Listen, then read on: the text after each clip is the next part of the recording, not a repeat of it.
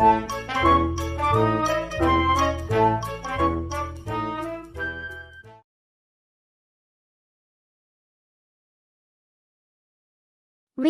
have you ever heard of Ikigai? Yes, Goro.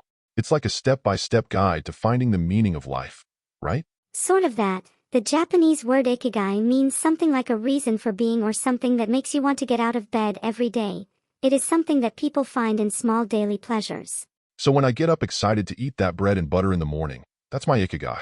Maybe, if it really brings you joy, but ikigai goes beyond something you just like. It's what connects what you love, what you're good at, what the world needs, and maybe something you can be rewarded for. So, if I love playing table tennis, I'm good at it. The world needs more people playing table tennis and someone wants to pay me to do it. Have I found my ikigai? Maybe Ryu, if table tennis is something that really gives you pleasure, that motivates you to improve as a person and that you would do even without having anyone to watch or pay for it, then it makes sense. Oh, even if no one wants to pay to see me play. Yes, ikigai is like something that gives purpose to life.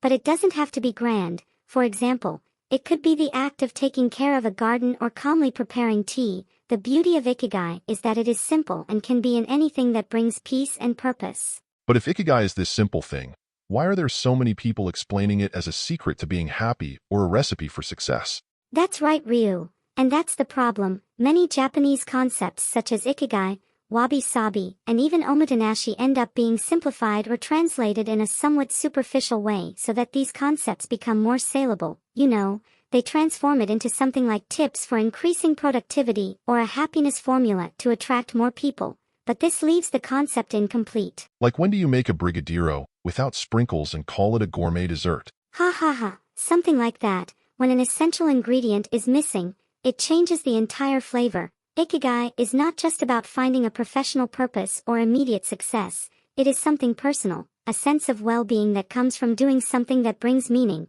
without the pressure of working out or being a great success. Okay, I understand. When explaining ikigai to Western thought, one of the most common mistakes is oversimplifying the concept. Many Western interpretations treat ikigai as a practical and quick method for achieving fulfillment and material prosperity, almost as a tool that can attract people's attention. This view ignores the depth and complexity of ikigai, which is not limited to achieving a concrete objective, directly and immediately. Yes, I saw a diagram showing this somewhere. This is another common simplification, structuring ikigai as a diagram of 4 circles, showing what you love, what you're good at, what the world needs, and what you can get paid for, and assuming that finding the intersection of these circles automatically results in ikigai. Although this diagram helped popularize the concept, it is a Western adaptation that oversimplifies the Japanese idea. So, instead of a magical recipe, ikigai is more like finding joy in what is already part of your life, right? Exactly, and each person will discover this in a unique way. It is not a goal to be achieved, but a state of mind. Translating these concepts as if they were quick fixes misses all the depth and philosophy behind them. So, ikigai depends from person to person, right? Yes, although ikigai is traditionally discussed in a personal context, it can also be applied to groups, companies, or associations as a collective concept. A collective ikigai?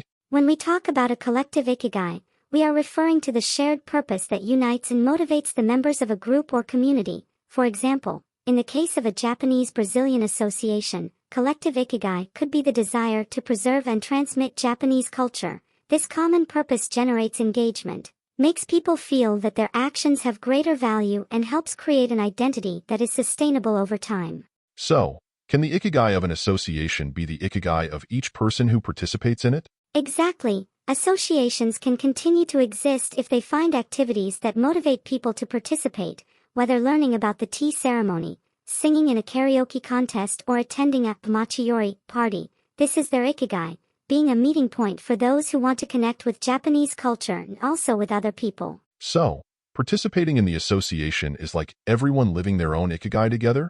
Could this be the great collective ikigai? Exactly. It's like ikigai that brings people together, creating an energy and a sense of community that makes everyone want to contribute. And that's what helps associations stay alive and continue passing culture on. Cool, Goro. I'm going to think a lot about how to make table tennis my ikigai from now on, second to eating my bread and butter. Ha ha ha, it's a way to start. Good luck, Ryu.